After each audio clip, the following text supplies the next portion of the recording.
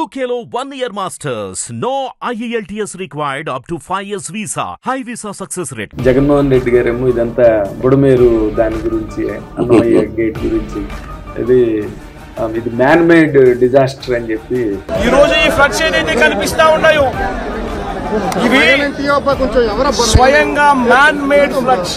అదే చాలా తెలివి తక్కువ మాట అది. వర్షాలే పట్టలేదు అనుకునే వాళ్ళకి వరదలు తెప్పించగలరా? అదే మరి రాత్రిపూట తెల్లవారుదామని 3 దాకా 4 దాకా చంద్రబాబు నాయుడు గారు తిరుగుతానే చూస్తానే ఉన్నాడంటే ఎంత గొప్ప విషయం అండి. చాలా గొప్ప విషయం సార్, చాలా గొప్ప విషయం. సినిమా ఇండస్ట్రీ వరకు కనుక మనం అబ్జర్వ్ చేస్తే నాగార్జున గారి దెన్ కన్వెన్షన్ ఉంచడం అది కరెక్ట్ కాదని నాగార్జున గారు దాని మీద ట్విట్టర్లో పోస్ట్ చేయడం గట్రా జరిగింది సార్. అంటే దాని గురించి నేను పెద్దగా చెప్పలేనండి. చెరువు అది ఉంది, బట్ ఇది ఎన్టీ రామారావు గారు లాంటి మహానటుడు లెజెండ్కి ఈయన కొడుకుగా పుట్టడం ఈయన అదృష్టం అయితే, బాలకృష్ణ లాంటి కొడుకు పుట్టడం అనేది ఎన్టీ రామారావు అదృష్టం అంటారు. ఇప్పటి వరకు ఈ స్టేట్మెంట్ ఎవరు ఇవ్వాల.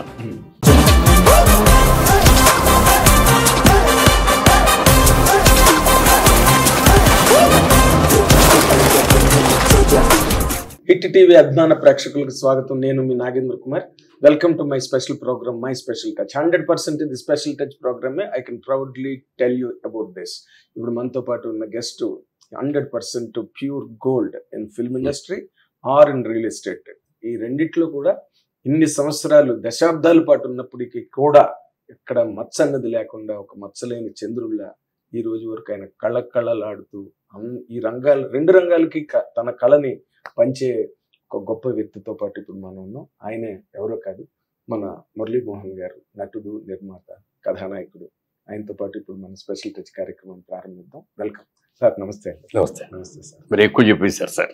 మీ గురించి టైం లేదు, ఇంట్రడక్షన్ తక్కువ చెప్పాలి కాబట్టి కానివ్వండి, ఎంత చెప్పినా మీకు సరిపోదు. ఎందుకంటే a life spent in such a journey ఇన్నాళ్ల పాటు.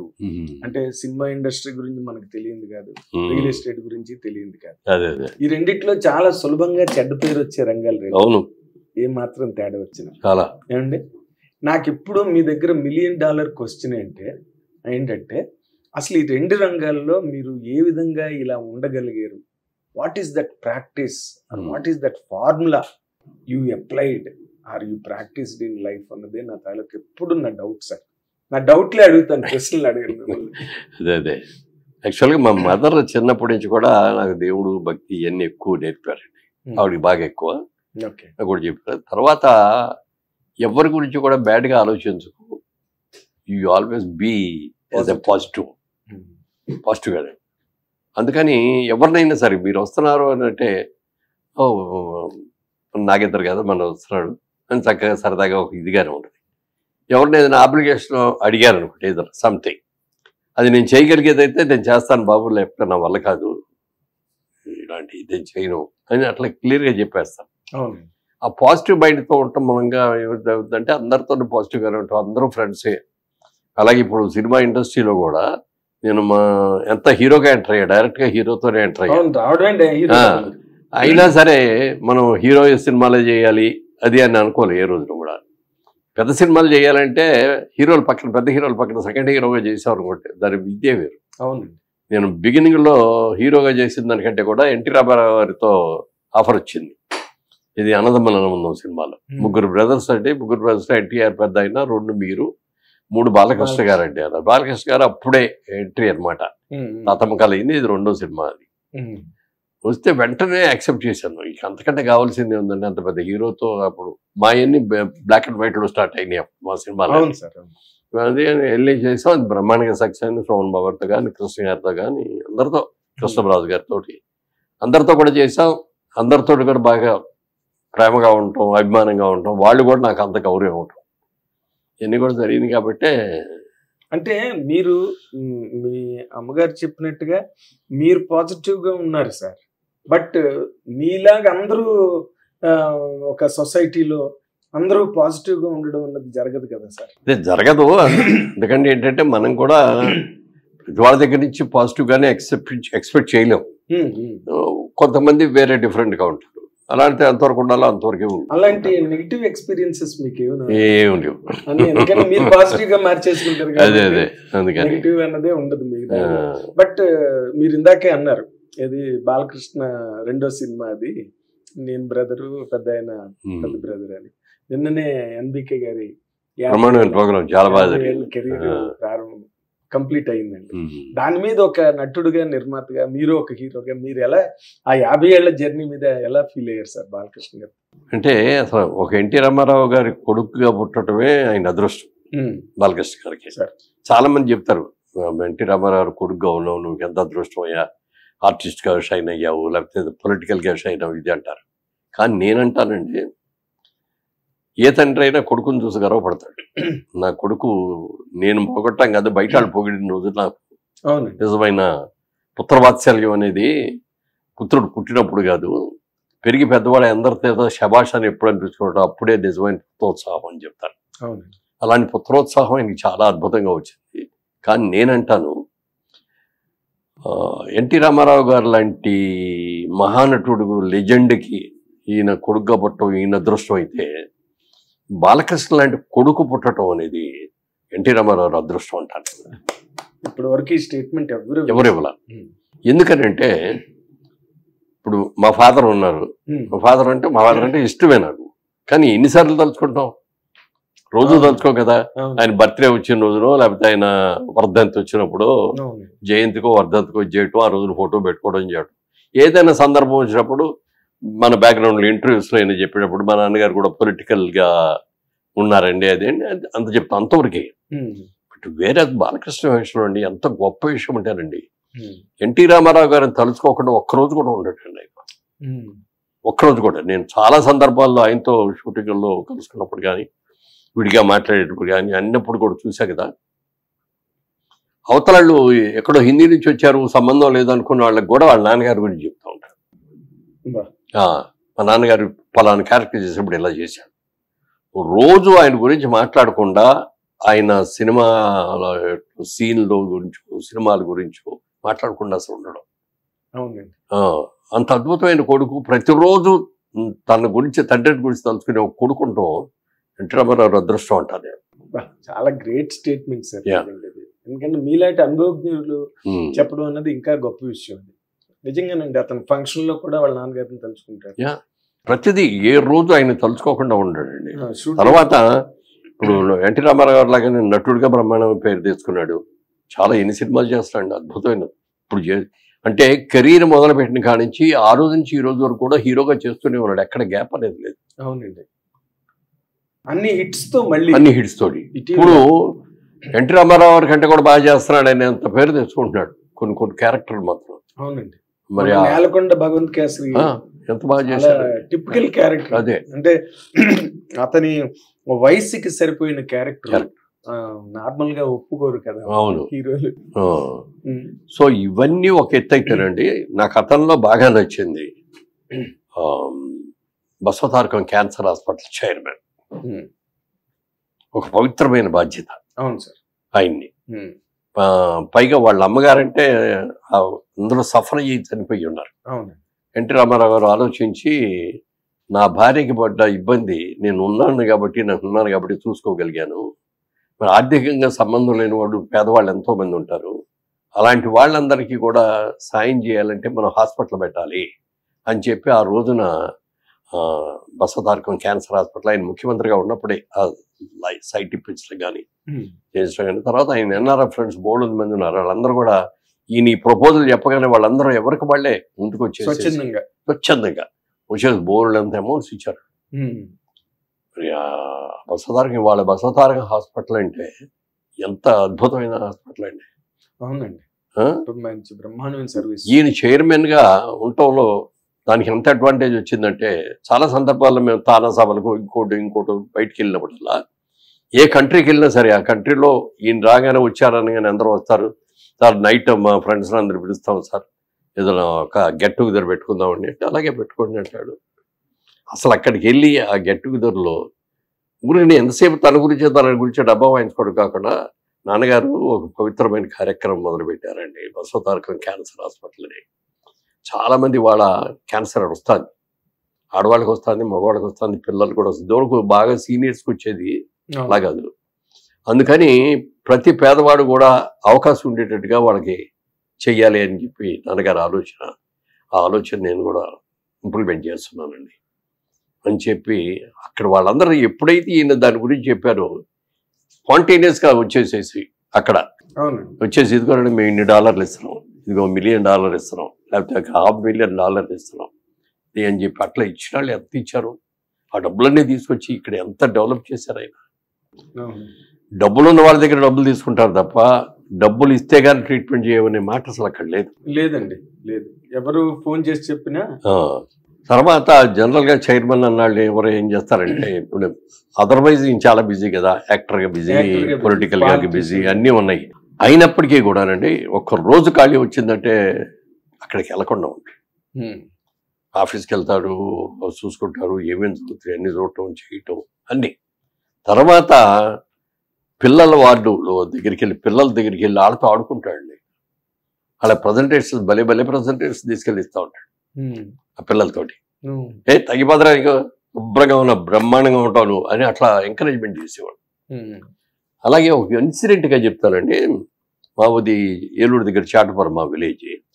అక్కడ జాస్తి బాబ్జీ గారని నాకు బాగా క్లోజ్ ఫ్రెండ్. వాళ్ళ బ్రదర్స్ డాక్టర్కి క్యాన్సర్ వచ్చింది. చదువుకునే అమ్మాయి, కాలేజీలో చదువుకుంటున్న అమ్మాయికి క్యాన్సర్ వచ్చింది. వెంటనే నాకు ఫోన్ చేస్తే ఇక్కడ తీసుకొచ్చి ప్రసాదార్లో జాయిన్ చేస్తాం, మాట్లాడదామని చెప్పి బాలకృష్ణ గారితో మాట్లాడితే వెంటనే జాయిన్ చేయమన్నారు. చేసిన తర్వాత అమ్మాయి ఆయన దగ్గర వచ్చి హాస్పిటల్కి వచ్చి అమ్మాయిని చూసి, ఏంటమ్మా ఈ వయసులో నీకు ఇదేంటి, ఏముండదు, తగ్గిపోయి శుభ్రంగా తగ్గిపోద్ది, మళ్ళీ వెళ్ళి హ్యాపీగా కాలేజీలో చదువుకో అని చెప్పి అట్లా ఎంకరేజ్ చేశాడు. ఒక స్టేజ్ వచ్చేటప్పటికి బాగా సీరియస్ అయింది. డాక్టర్స్ కూడా మీరు ఏర్పాట్లు చేసుకొని తీసుకెళ్ళిపోవడానికి అని కూడా చెప్పారు. నాకు ఫోన్ చేశాడు. ఫోన్ చేస్తే తొందరపడకండి, 2 రోజులు చూద్దాం, ఆగండి, ఒకసారి బాలకృష్ణ గారు కూడా చూస్తారు, డెఫినెట్గా వస్తారు అంటే ఆయనతో చెప్పిన తర్వాత వెళ్ళి, ఏంటమ్మా ఏంటి నీకు ఏదైనా డేంజరా, ఏమీ లేదు, శుభ్రంగా తగ్గిపోద్ది నీకు, నేను చెప్తున్నా కదా అని ఇంత చేసి ఎంకరేజ్ చేశాండి. ఆల్మోస్ట్ డెత్ బెడ్కి వెళ్ళిన అమ్మాయి వాళ్ళు శుభ్రంగా చదువుకుంటుంది, శుభ్రంగా చాలా ఎక్స్ట్రాడినరీ అనమాట. భలే ఇన్సిడెంట్ సార్, నిజంగా భలే ఇన్సిడెంట్. కరేజ్ అసలు ఆ పిల్లలకి ఆ కరేజ్ ఇచ్చాడు. ఎప్పుడైతే వాళ్ళకి ఆ కాన్ఫిడెన్స్ లాభం లేదని మీరు తీసుకెళ్ళిపోండి అన్న పేషెంట్కి నీకేం అక్కర్లేదు, శుభ్రంగా ఉండేది, తగ్గిపోతుంది, నీకేదో నేను చెప్తున్నా కదా అని చెప్పిన వాళ్ళకి నీకు ఎంత తేడా ఉంటుంది. చాలా అతను చేసే ఇవాళ ఆర్టిస్ట్గా కానివ్వండి, ప్రొడ్యూసర్గా కానివ్వండి, లేకపోతే పొలిటీషియన్గా కానీ ఇవన్నీ ఉన్నా కూడా నాకు అన్నిటికంటే కూడా చైర్మన్ ఆఫ్ బసవతారక హాస్పిటల్ అనేది నాకు చాలా ఇష్టం. అతను చేసేది అదే మీరు కళ్ళారా చూసారు కదా, ఇన్సిడెంట్, ఎన్ని ఇన్సిడెంట్స్ నేను చూసి. అదే అదే ఆయన అంటే బేసిక్ గా దైవభక్తుడు, బాగా చాలా గొప్ప దైవభక్తుడు కాబట్టి ఆయన మాట కూడా ఫలించి ఉంటుంది అక్కడ పాజిటివ్. చాలా అండి. అసలు ఆ పిల్లలతో కూడా వాళ్ళకి అంత ఏదో ప్రజెంటేషన్ తీసుకెళ్ళటం, వాళ్ళతో కూర్చోవటం, అట్లా పేషెంట్స్ తోటి మూవ్ అవుతారు అనమాట. జనరల్ గా చైర్మన్ అంటే అవన్నీ వెళ్ళక్కర్లా, ఆఫీస్లో కూర్చొని బోర్డు మీటింగ్ ఉంటుంది, బోర్డు మీటింగ్ ఒకసారి వెళ్ళిపోతే మళ్ళీ 4 రోజుల దాకా బోర్డు మీటింగ్ కూడా. బట్ ఈయన అలా కాదు, ఖాళీ ఉన్నప్పుడల్లా అక్కడికి వెళ్ళి కూర్చోవటం, చేయటం, అందరితో కలిసిమెలిసి. ఇప్పుడు అమరావతిలో కూడా కట్టాలని ఆలోచన ఉన్నారండి. అక్కడ కూడా చంద్రబాబు నాయుడు గారు కూడా ఎంకరేజ్ చేశారు, ఆయన కూడా సైట్ ఇస్తున్నారు. మంచి హాస్పిటల్ అక్కడ కట్టాలని అవసరం కూడా. ఇప్పుడు అలాగే నేను ఎంపీగా ఉన్నప్పుడు కూడా నాకు అనేక సందర్భాల్లో నా దగ్గరికి ఏ పేషెంట్ వచ్చినా కూడా వెంటనే ఫోన్ చేసి ఇక్కడ పంపిస్తే ఇమ్మీడియట్గా అసలు డబ్బులు గిబ్బులు అనే మాట లేకుండా వాళ్ళు ఇవ్వటం, వెళ్ళి చేయటం, ఇవ్వగలిగిన వాళ్ళు మీరు ఇచ్చేయండి, మీరు ఏమో కన్సెషన్లు అడగొద్దు అండి అని చెప్పేవాడిని. ఇవ్వలేని వాళ్ళకే ఫ్రీగా చేసేవాడు. ఎన్నో సందర్భాల్లో ఎంతో మందికి పంపించానని చెప్పాను. మన వసంత నాగేశ్వరరావు గారు అని ఎవరికి హోమ్ మినిస్టర్ అవన్నీ చేశారు. ఇప్పుడు వసంత ప్రసాద్ వాళ్ళ ఫాదర్ అనమాట ఆయన. వాళ్ళ అల్లుడు ఉన్నాడు అక్కడ, దాంట్లో హాస్పిటల్లో డాక్టర్. ఏదైనా వచ్చినప్పుడు డాక్టర్ గారు పంపిస్తారండి, మీకు ఎందుకు అంకుల్, మీరు ఊరికే ఒక ఇది చేసి ఫోన్ చేసి చెప్పేయండి, పంపించేయండి, నేను చూసుకుంటాను. అలా ఎంతమందికి ఎంత ఫ్రీగా చేశాడని చెప్పడానికి లేదు. గ్రేట్ కదండి. తర్వాత నేను మెడికల్ క్యాంప్స్ పెట్టేవాడిని ఎంపీగా ఉన్నప్పుడు. పెట్టినప్పుడల్లా కూడా ఈ క్యాన్సర్ అనేది అప్పటికి బాగా ఎక్కువ పెరిగింది, ముఖ్యంగా ఆడవాళ్ళకి బ్రెస్ట్ క్యాన్సర్. ఈ బ్రెస్ట్ క్యాన్సర్ వచ్చిన వాళ్ళు వీళ్ళందరూ కూడా గబుక్కున వెళ్ళి భర్తతోనూ అత్తగారితోనూ అమ్మతో కన్నతల్లి ఉంటే చెప్పుకోగలరేమో కానీ అత్తగారి దగ్గర చెప్పడానికి కూడా బాధపడతారు, హస్బెండ్ దగ్గర చెప్పడానికి కూడా సంశయిస్తారు. అలాంటి వాళ్ళ కోసమని వీళ్ళ దగ్గర వ్యాన్ ఉంది, ఒక అద్భుతమైన వ్యాన్. ఎంట్రాబరారు ఉండగానే మొదలు పెట్టించినట్టున్నారు. తర్వాత ఈయన దాన్ని చాలా బాగా డెవలప్ చేశారు. అది అడిగినప్పుడల్లా ఇచ్చేవారు. ఇక్కడి నుంచి హైదరాబాద్ నుంచి రాజమండ్రి తీసుకువెళ్ళి అక్కడ మన మెడికల్ క్యాంప్స్ దగ్గర పెట్టి ఫ్రీ అన్నమాట టెస్టింగ్. ఎవరైనా సరే అనుమానంగా ఉన్న వాళ్ళందరూ వచ్చేయండి, టెస్ట్ చేయించుకోండి. టెస్ట్లో మీకు గనక పాజిటివ్ వచ్చింది అనుకుంటే దానికి ఏం చేయాలి, ఎలా చేయాలి, ఎలా కంటిన్యూ చేయాలి అని మనం చూద్దాం. నెగిటివ్ వచ్చింది అనుకోండి ఏం గొడవ లేదు, తగ్గిపోద్ది అని అలా చేసి ఎన్నో చేసాం. చేసి తర్వాతకి వచ్చినప్పుడు ఏంటంటే ప్రతిసారి వీళ్ళ మీదే ఆధారపడటం కాదు, మనం కూడా ఒక వ్యాన్ అలాంటిది అద్భుతమైన వ్యాన్ తయారు చేయించాలని చెప్పి దాదాపుగా 2 కోట్ల రూపాయలు ఎంపీ ఫండ్స్లో వచ్చి తీసి అది చేయించాను. ఇప్పుడు కూడా అది బ్రహ్మాండంగా సర్వీస్ చేస్తాను. అవునా?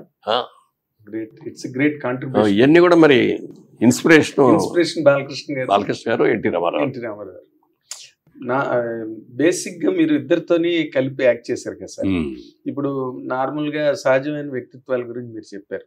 నటుడుగా మీరు ఆయన్ని ఇన్ని కంపేర్ చేస్తే మీకు కనిపించే ప్రధానమైన తేడా ఏంటి, ప్రధానమైన పోలిక ఏంటి సార్? ప్రధానమైన పోలిక అంటే ఏదో పులి కడుపుని పులి పుడుతుంది, పిల్లి పట్టదు అన్నట్టుగా. ఆ మహానుభావుడికి అంత టాలెంటెడ్ అద్భుతమైన యాక్టర్కి తండ్రికి తగ్గ తనయుళ్ళగా పుట్టాడు. ఆయన అంటే అంత గౌరవం, అంత మాట, పద్ధతి. అలాగే నేను ఒకసారి ప్రొడ్యూసర్గా మా జయబేరి కింద కూడా ఒకసారి వెళ్ళి డేట్లు అడిగాను. బాబు ఒక పిక్చర్ చేద్దామని ఉంది, చేయండి అన్నగారు, తప్పకుండా చేయండి, మంచిది చేద్దాం అన్నాడు. కోటరామకృష్ణ గారి డైరెక్షన్లో భారతంలో బాలచంద్రుడు అని ఆ సినిమా చేసాం. బాగా ఆడింది. కరెక్ట్గా ఆ సినిమా బిఫోర్ రిలీజ్ అంటే టేబుల్ ప్రాఫిట్ లాగా వచ్చిందన్నమాట నాకు దాంట్లో.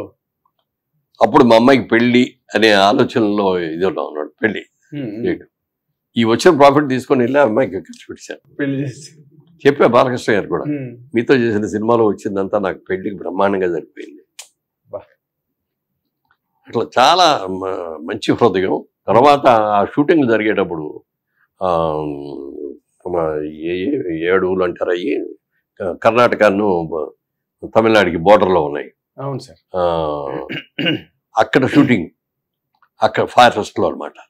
అసలు మధ్యాహ్నం కూడా బాబు 1 గంట రెస్ట్ తీసుకుని రండి, పర్లేదు వేరే ఉన్నాయి కదా పెట్టుకుందాం అంటే, ఎందుకంటే ఏం అక్కర్లేదండి అంటే గెస్ట్ హౌస్కి వెళ్తురు కానీ బాబు అన్నీ అరేంజ్ చేశాను అంటే, వద్దొద్దు ఏం వద్దని మన ఈ వ్యాన్ ఉంటుంది కదా జనరేటర్ వ్యాన్, జనరేటర్ కింద చాపేసుకుని దాని మీద పడుతుంది. అంత సింపుల్ అనమాట. సింపుల్, చాలా హంబుల్ పర్సన్. ఇవాళ రోజున అన్ని మంచి క్యారెక్టర్లు వస్తున్నాయంటే ఆ తండ్రి ఆశీస్సులు, ఇతను దాని మీద ఉన్నటువంటి ఒక డెడికేషన్, కమిట్మెంట్, డెడికేషన్. ఈ మధ్య ఈ అన్స్టాపబుల్ వచ్చిన తర్వాత మరి అందరికి హౌస్ హోల్డ్ నేమ్ అయిపోయారండి బాలకృష్ణ గారు. అంటే అందరూ లేడీస్ కూడా పూర్వం మాస్ హీరో అని ఒక ఇమేజ్ ఉండేది ఆయనకి, మాస్, కంప్లీట్ మాస్. ఇప్పుడు ఫ్యామిలీ హీరోగా అయిపోయారు ఇప్పుడు టోటల్ గా. తర్వాత ఇప్పుడు అంటే మీరు 2 రంగాలకి చెందిన వ్యక్తి కాబట్టి రియల్ ఎస్టేట్ లో కూడా మీరు చాలా సభల్లో చెప్పడం నాకు తెలుసండి. ఏంటని రాంగ్ ల్యాండ్ మీద కానీ లేకపోతే ఏదో ఒకటి మేనేజ్ చేద్దాంలే అని కానీ మీరు ఎప్పుడు రియల్ ఎస్టేట్ లో చేయలేదని మీరు చాలాసార్లు చెప్పారు. అండ్ అఫ్ కోర్స్ మీరు చేసింది కూడా అది. అలాంటి వాటికి జోలికి పోలేదు ఇప్పుడు కూడా. జయబేరి అంటే జయబేరి అంతే, విజయబేరి. కానీ ఇటీవల రోజుల్లో ఇప్పుడు మన ఈ మధ్య నడుస్తున్న ఈ హైడ్రామా ఏదైతే ఉందో దాని మీద మీ తాలూకా ఒపీనియన్ ఏంటి సార్? అంటే డెఫినెట్గా వాటిని ట్యాంక్స్ అన్ని కూడా ప్రొటెక్ట్ చేయాల్సిన అవసరం ఉందండి. వాటి రోజున ఏంటంటే మనకి ప్లానింగ్ లేకుండా సిటీలు పెరిగిపోయినాయి. ఇప్పుడు చాలా చోట్ల హైటెక్ సిటీలు కట్టేటప్పటికి ఇక్కడ రోడ్లు కూడా లేవు. అప్పుడు వేసారు, రోడ్లు వేసారు, బాగానే ఉంది. మరి ఇది ఏంటికి బాత్రూమ్లకి డ్రైనేజీలకి ఏమి లేవు. మేము సైట్లోనే ఒక పక్కన ఒక డ్రైనేజ్ లాగా కట్టుకొని దాంట్లోనే ప్లాంట్ కూడా పెట్టుకొని సంవత్సరానికి ఒకసారి ఆ వాటర్ అంతా తీసుకెళ్ళి లారీలో డ్రైవ్ చేసి బయట పారబోస్తున్నారు. అట్లా చేసుకుంటూ వచ్చాం. అవి ఏమీ అలవాట్లు లేవు, ఇప్పుడు కూడా లేవు ఫెసిలిటీస్, అయినా చేసుకుంటూ వస్తున్నాం. ఎందుకంటే మన దగ్గర నమ్మకంతో మన దగ్గరకు వచ్చి ఉన్నాడు, కొనుక్కున్నాడు. ఏ విధమైన ఇబ్బంది పడకూడదు. అన్నీ గవర్నమెంటే చేయాలంటే గవర్నమెంట్ చేయలేదు. కొంతవరకు మనం కూడా బిల్డర్గా కూడా మనం చేసుకోవాల్సి వస్తుంది. అలాంటివన్నీ కూడా చేశాం కాబట్టి వాటి రోజున ఎవరు ఏలెత్తి చూపించే అవకాశం లేకుండా ఉన్నామంటే అదే. ఇప్పుడు ఈ హైడ్రా అనే దాన్ని చాలా స్ట్రిక్ట్గా ఫాలో అవుతున్నారు. ముఖ్యమంత్రి గారు రేవంత్ రెడ్డి గారు బ్రదర్ది కూడా అట్లాంటి దగ్గర ఉందని అంటే వెంటనే కొట్టేయండి అన్నాడు ఆయన.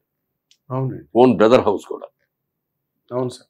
ఒకసారి అంటే ఆ కన్సర్న్ ఆఫీసర్కి ఆయన చెప్పారంట, ఎవరు ఫోన్ చేసినా ఎవరు ఏది చెప్పినా కూడా వినొద్దు, మీ డ్యూటీ మీరు చేసుకోండి.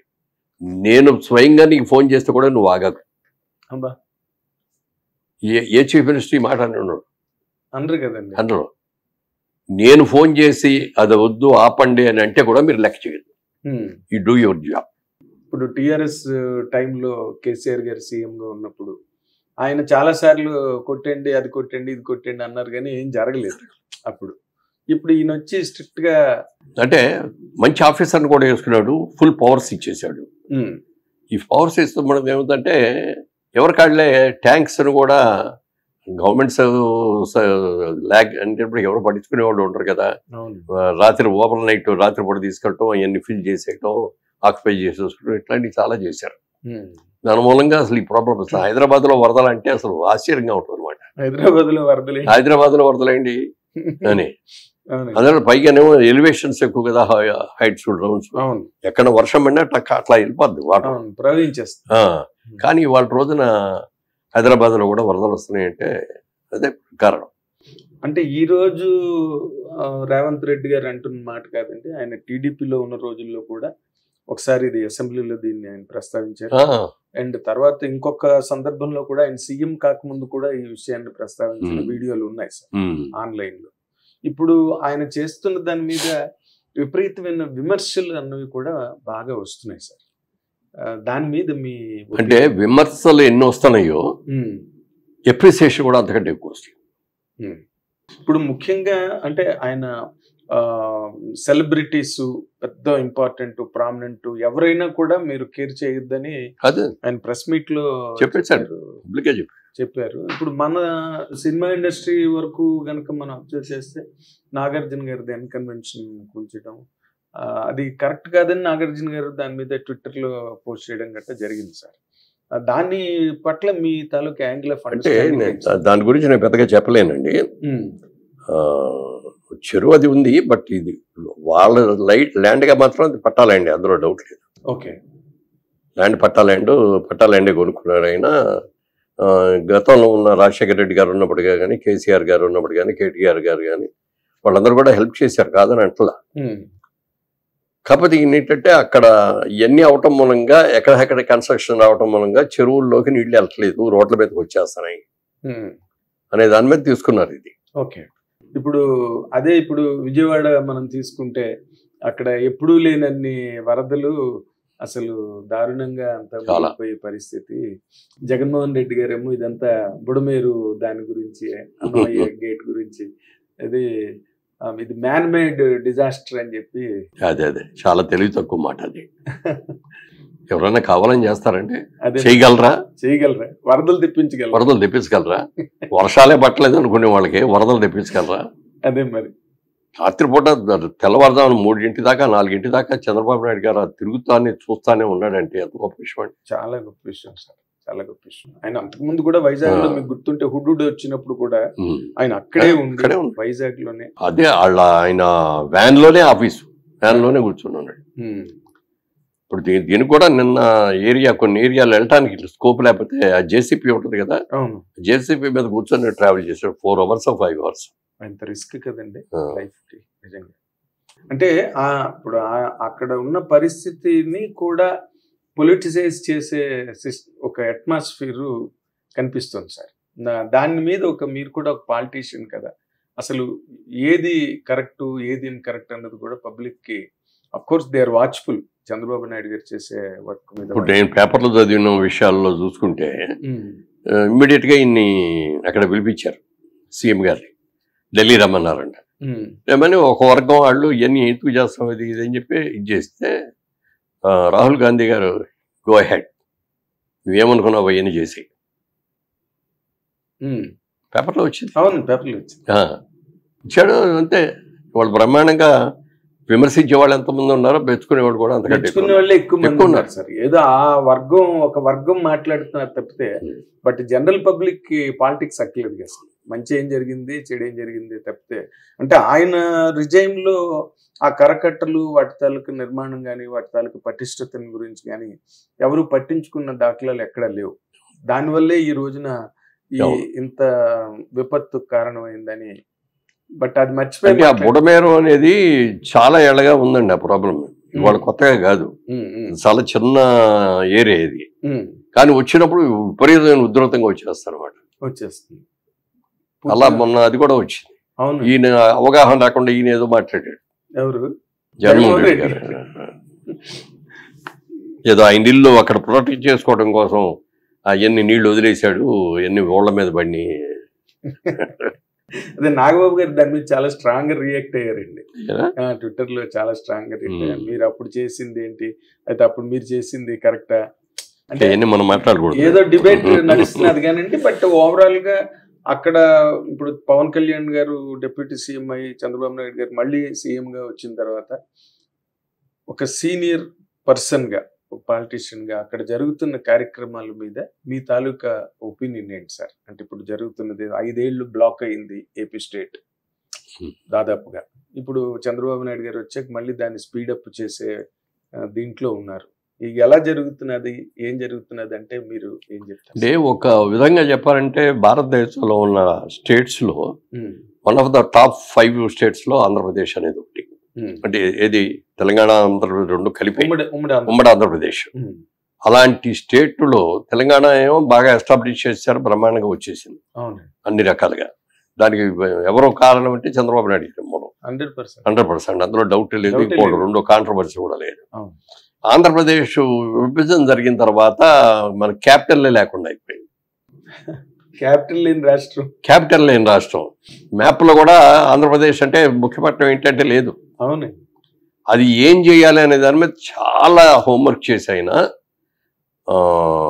ఎందుకంటే ఏ స్టేట్ అయినా సరే సిటీ ముఖ్యం అండి. తెలంగాణ ఉంది, తెలంగాణలో హైదరాబాద్ సికింద్రాబాద్ మూలంగా ఎంత మ్యాక్సిమం ఇన్కమ్ వచ్చేది ఎంత అంటే ఇక్కడే. హైదరాబాద్ మిగిలిన స్టేట్స్ లో ఏం రాదు, మిగిలిన డిస్ట్రిక్ట్స్ లో. అవును. అలాగే తమిళనాడు ఉందంటే వాళ్ళకి చెన్నై ఉంది, సేలం ఉంది, కోయంబత్తూరు ఉంది. కర్ణాటక ఉందంటే వాళ్ళకి బెంగళూరు ఉంది, మైసూర్ ఉంది, త్రివేంద్రం ఉంది వాళ్ళకి, కేరళ వాళ్ళకి. మరి ఇవన్నీ మనకి ఏదో వైజాగ్ని సిటీ అనలేము, విజయవాడని సిటీ అనలేము, గుంటూరుని సిటీ అనలేము, తిరుపతిని సిటీ అనలేము, అనంతపూర్ని సిటీ అనలేము. కానీ ఒక సిటీ కావాలి. సిటీ కావాలంటే సిటీ ఒక సెంటర్ ప్లేస్లో అందరికీ దగ్గరగా ఉండేటట్టుగా ఉండాలి అని దాని మీద చాలా దీర్ఘంగా ఆలోచించి, అమరావతి అయితే పర్ఫెక్ట్గా ఉంటుంది, కృష్ణానది ఒడ్డున ఉంటుంది, ఇది వాటర్ ఇవన్నీ కూడా తీసుకొచ్చి అన్ని లేక్స్ లాగా ఇవన్నీ కూడా చేసి చాలా పెద్ద ప్లాన్ చేశారు. అదే సుందరీకరణ ఇవన్నీ చేసి చేద్దామని చేసుకున్న తర్వాత డబ్బులు అయ్యి ల్యాండ్ ఎక్కడి నుంచి వస్తుంది, కాస్ట్లీయెస్ట్ ల్యాండ్స్ అయ్యి ప్రజలకి ఒక అప్పీల్ ఇచ్చాడు ఆయన. ఈ ల్యాండ్ ఇవ్వండి, డెవలప్మెంట్కి మాకు ఇవ్వండి, మేము డెవలప్ చేస్తాం, ఇన్ఫ్రాస్ట్రక్చర్ అంతా వేస్తాం, రోడ్లు, కరెంటు కావాల్సిన అన్నీ కూడా మేము చేస్తాం, చేసి మీరు ఇచ్చిన ప్రతి ఎకరానికి ఇంత మీ షేర్ అని చెప్పి మీకు ఇచ్చేస్తాం, డెవలప్డ్ ల్యాండ్ ఇస్తాం అని చెప్పిస్తే ఈయన మీద ఉండే ఒక నమ్మకంతో దాదాపుగా 33,000 ఎకరాలు వరల్డ్లో జరగలే ఇంతవరకు. ఎక్కడ ₹1 తీసుకోకుండా ఇవ్వటం, ఆ ఇచ్చి అంత అద్భుతంగా చేసి ముందు కావాల్సిన సెక్రటేరియట్ కట్టుకోవడం కానీ, హైకోర్టు కట్టుకోవడం కానీ, అన్నీ కూడా కావాల్సినవి ఇమ్మీడియట్గా కావాల్సి అన్నీ చేస్తారు కదా.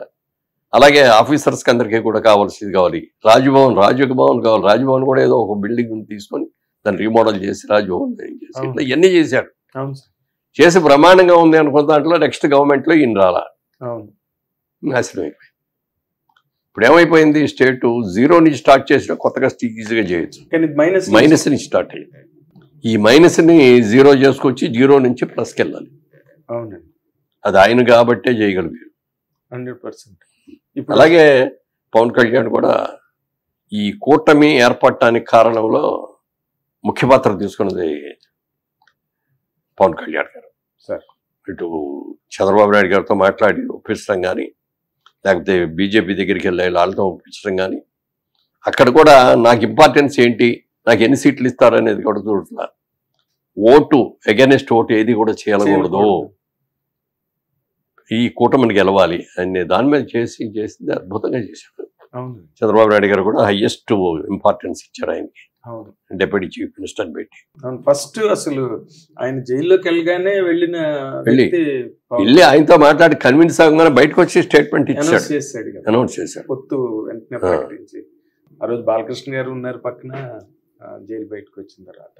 ఇప్పుడు అమరావతి ఈ వరదల్లో అమరావతి కూడా వాటర్ బాగా మునిగిపోయే పరిస్థితి, అక్కడ బిల్డింగ్ల చుట్టూరా ఎక్కువ నీళ్లు రావడం, వాటి మీద కూడా ఎక్కువ చర్చలు జరుగుతున్నాయి సార్. అంటే ఇదే అమరావతిని ఈ విధంగా రేపు క్యాపిటల్ గా తయారు చేసి అక్కడ బిల్డింగ్స్ గట్టా వచ్చిన తర్వాత దాని భవిష్యత్తు ఎలా ఉంటుంది అన్నది కూడా చాలా మంది బ్రహ్మాండంగా ఉంటుంది సార్, అందులో డౌటే అక్కర్లా. అవునా, చాలా బాగా చేస్తారు ఆయన. అంటే ప్లానింగ్ 2 years or 3 years తీసుకున్నాడు ఆయన. తీసుకొని సింగపూర్ వాళ్ళతో కానీ, మలేషియా వాళ్ళతో కానీ, జపాన్ వాళ్ళతో కానీ, వీళ్ళందరితో కూడా ప్లానింగ్ చేసి బోర్డు చేసి ఒక అద్భుతమైన సిటీకి ఇవ్వాలన్నమాట. అవునండి, ఏదో కట్టామంటే కాదు, ఏదో కట్టాం సెక్రటేరియట్ కట్టాం, ఏదో హైకోర్టు కట్టాం అంటే కుదరదు. అవునండి, ఒక సిటీ అద్భుతమైన సిటీ. విజయవాడని, మంగళగిరి, తెనాలి, గుంటూరు నల్లింటిని కలిపి ఒకే ఒకటి సిటీ చేయాలని ఆలోచన. విజయవాడ, గుంటూరు, తెనాలి, మంగళగిరి. ఓకే, చాలా గ్రేట్ ఏరియా అండి, చాలా పెద్ద ఏరియా. కల్చరల్ గా గానీ, ఒక హెరిటేజ్ ఆస్పెక్ట్ లో గానీ చాలా ఫ్లరిషింగ్ ఏరియా అండి. అవును, అండ్ మోర్ ఇంపార్టెంట్లీ అది అటు శ్రీకాకుళం టెక్కలు నుంచి తీసుకున్నా, ఇక్కడ తిరుపతి చూసుకున్నా కరెక్ట్ గా సెంటర్ పాయింట్ లో ఉంది. Centre point, equal distance. Morning బయలుదేరి క్యాపిటల్ కి వచ్చేసి పని చూసుకుని రాత్రి ఇంటికి వెళ్ళిపోవచ్చు. అవును సార్, అదే వైజాగ్ లో క్యాపిటల్ అని అనుకోండి, అక్కడి నుంచి రావాలంటే చాలా దగ్గర అటు ప్రాంతం, ఇక్కడేమో దూరం, ఇంబ్యాలెన్స్ ఉంటుంది. పైగా అంత ఏరియా కూడా అక్కడ కష్టమైన విషయం. తర్వాత ఇంకొక ఇంపార్టెంట్ గా, మీరు సినిమా ఇండస్ట్రీలో ఇన్ని సంవత్సరాలుగా ఒక హీరోగా, ఒక నిర్మాతగా, ఇప్పుడు మళ్ళీ క్యారెక్టర్ ఆర్టిస్ట్ గా దాదాపు 40 సంవత్సరాలు 40-50 సంవత్సరాల దగ్గర, ఇప్పుడు ఈ టైంలో మీలాంటి వాళ్ళు దీని మీద 100% వ్యాఖ్యానించాల్సిన అవసరం ఉందని నాకు అనిపించింది సార్. ఇప్పుడు ఈ హ్యామా కమిటీ ద్వారా, అంటే సినిమా ఇండస్ట్రీలో మహిళల మీద వేధింపులు జరుగుతున్నాయన్న దాని మీద ఇప్పుడు కేరళలో చాలా పెద్ద గందరగోళం అయింది. అక్కడ అందరూ మాట్లాడుతున్నారు, సురేష్ గోపి కానీ, మోహన్ కానీ, మమ్ముట్టి కానీ. అండ్ ఇక్కడ రజనీకాంత్ని అడిగితే నాకు దాని గురించి అవగాహన లేదని ఆయన చెప్పడం జరిగింది. అండ్ అంటే ఇవాళ ఎక్కడికి వెళ్ళినా ప్రతి డిపార్ట్మెంట్ లోనూ ప్రతి చోట ఉందండి, ఇక్కడ అక్కడ అనే కాదు. సినిమా వాళ్ళు అనేటప్పటికి ఏంటంటే ఉబ్బతద్దాల్లో చూస్తారు సినిమా వాళ్ళని.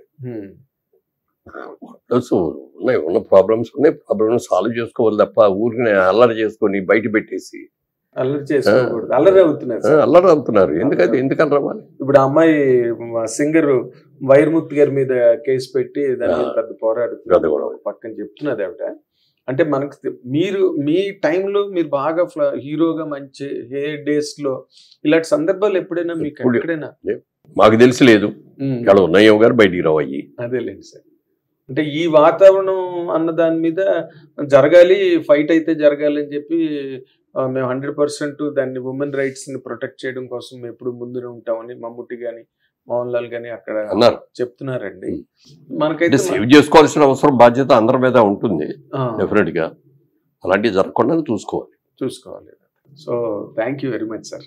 మంచి, అంటే లేటెస్ట్ వాటి మీద మాట్లాడారు, మంచి వివరణ మీదైనా. ఎందుకంటే మీరు మాట్లాడితే దానికి ఒక క్రెడిబిలిటీ, ఓ రికార్డ్ వాల్యూ అవి ఉంటాయి సార్.